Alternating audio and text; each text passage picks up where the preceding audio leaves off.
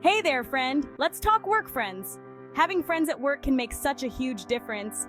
It's like having your own cheer squad rooting for you, Monday through Friday. In this video, we're diving into the do's and don'ts of making friends at work. We'll cover everything from being approachable to setting healthy boundaries. Get ready to expand your work fam. Be approachable. Flash those pearly whites. First things first, let that friendly flag fly. Think about the people you naturally gravitate towards. They're probably smiling and open to chatting, right? When you approach your workday with a smile and a welcoming vibe, you're signaling to your coworkers that you're open to connecting. Even a small smile and a friendly good morning can go a long way. And hey, don't be afraid to strike up conversations. Keep it light, keep it breezy. Maybe chat about a new coffee shop you've been wanting to try or that hilarious meme you saw online. Remember, building connections takes time. Friendships need kindness and conversation. Oh, and one more thing, eye contact. It shows you're engaged and interested in what they have to say. Friendly colleague, hey, good morning. Have you seen that new coffee shop down the street? I heard they have amazing lattes. New employee? Oh, I haven't. That sounds great. I was just thinking about trying a new place for my morning coffee. Simple, friendly conversations can lead to wonderful connections. A little kindness goes a long way. Avoid gossip. Don't get caught in the web. The workplace can sometimes feel like high school with rumors swirling around. Getting caught in that web is as fun as stepping on a Lego barefoot. It's painful, messy, and nobody wins. Redirect that energy towards something uplifting. Share a funny story, compliment a coworker's outfit, or talk about your weekend plans. Let's build each other up, not tear each other down. If a conversation veers into gossip, politely excuse yourself or change the subject. Say, hey, I'm not comfortable talking about this. How about we talk about... Your coworkers will respect you more for taking the high road. Show genuine interest. Be a friend, not a fan. People can tell when you're genuinely interested in them versus just trying to climb the corporate ladder. So, let's ditch the phony act and focus on building genuine connections. Ask questions and really listen to the answers. Find out about their hobbies, families, and weekend plans. Put your phone down, make eye contact, and listen. Genuine interest and active listening can turn a simple conversation into a meaningful connection. Be yourself, and those authentic connections will follow. Don't overstep boundaries. Read the room. Even with the best intentions, we can sometimes get a little too close for comfort. Remember, everyone has their own personal space and comfort levels, and it's important to respect those boundaries. Think of it like this. You wouldn't walk into someone's house and start rearranging their furniture, right? Well, the same goes for personal space at work. It's all about being observant and reading the room, or in this case, the cubicle. Pay attention to body language. If someone is leaning away or seems uncomfortable when you get too close, that's your cue to back up a bit. Also, be mindful of personal questions. It's one thing to ask about someone's weekend plans, but it's another thing entirely to pry into their personal life or relationship status. Keep it light, keep it respectful, and remember, you're not obligated to share everything about your personal life either. So remember, read the room, respect personal space, and keep those work friendships happy and healthy. Participate in team activities fun outside the cubicle walls. Team activities are where the magic of bonding outside the daily grind really happens. Whether it's a casual lunch outing, an after-work happy hour, or even just a quick coffee break, participating in team activities is a fantastic way to get to know your coworkers on a more personal level. Think about it. When you step outside of the office environment, you're creating a space for more relaxed and casual interactions. Plus, shared experiences have a way of bringing people together. Now, I know what you might be thinking. Ellen, I'm an introvert. The thought of socializing after work makes me want to hibernate under my desk. And you know what? That's totally okay. You don't have to become the life of the party overnight. Even just showing up and engaging in some casual conversation can go a long way. So get out there, mingle with your coworkers, and embrace the power of team bonding. Don't force friendships. Easy does it. Just like you can't force a plant to grow faster, you can't force friendships at work. It's all about finding that sweet spot between being open to connections and letting relationships develop organically. Think of it like this. Friendships are like a delicate dance. You put yourself out there, you show interest, and then you allow the other person to meet you halfway.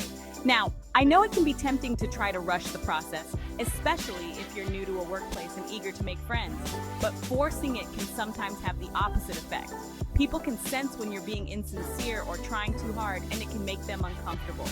So relax, be yourself, and let those friendships blossom at their own pace.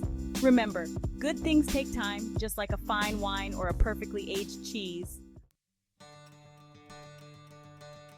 Offering help to your coworkers is not only a great way to be a team player, but it's also a fantastic way to build stronger connections. Think about it.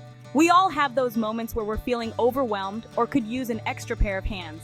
It could be a project deadline, a technical difficulty, or even just needing someone to cover your coffee run when you're swamped. Now, I'm not saying you need to become the office superhero, swooping in to save the day every 5 minutes. It's the small gestures of kindness that really count. Maybe you notice a coworker struggling with a task and offer to lend a hand. Or perhaps you overhear someone mention they're feeling under the weather and offer to grab them some soup from the cafeteria.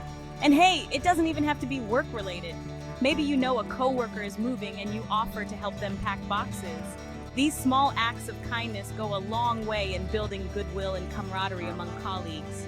So, channel your inner Good Samaritan and spread some kindness around the office. Let's talk about criticism, or rather, the fine art of not being a negative Nancy. Remember, nobody likes to be around someone who's constantly criticizing or pointing out flaws. Now, I'm not saying you should start showering everyone with fake compliments or ignore genuine areas for improvement. There's a big difference between being constructively critical and being overly negative. If you do need to offer criticism, make sure it's constructive, specific, and delivered with empathy. Focus on the behavior or the situation, not the person. And always, always, always sandwich your criticism between two positive statements. For example, instead of saying, "That presentation was terrible," you could say something like, "Hey, I really appreciate all the hard work you put into that presentation. I think the content was great, but maybe we could work on the delivery together to make it even more engaging." What do you think? Exactly. And remember that constructive feedback can build trust and respect within the team.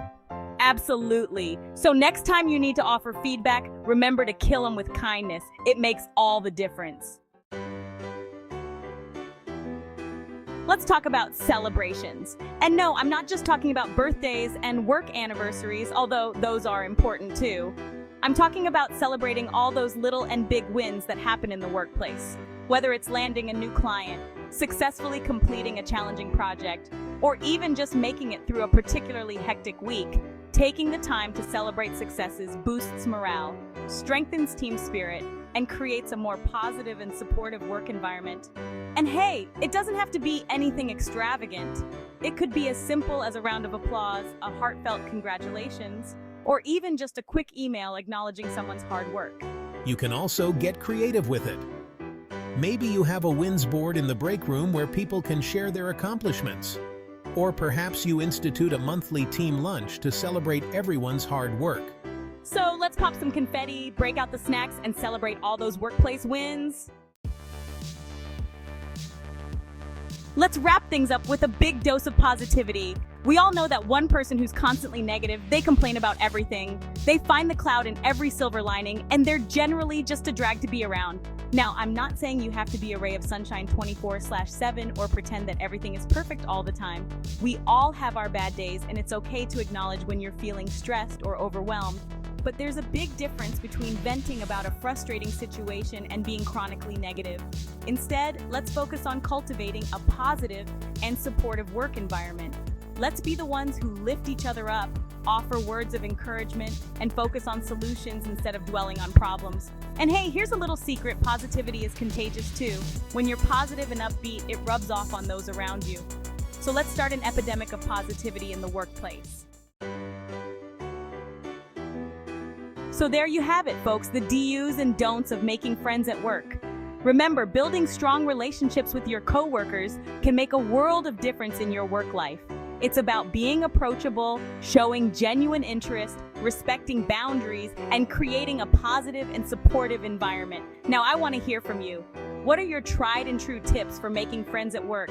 Share your wisdom in the comments below. And don't forget to like this video and subscribe to my channel for more fun and informative content.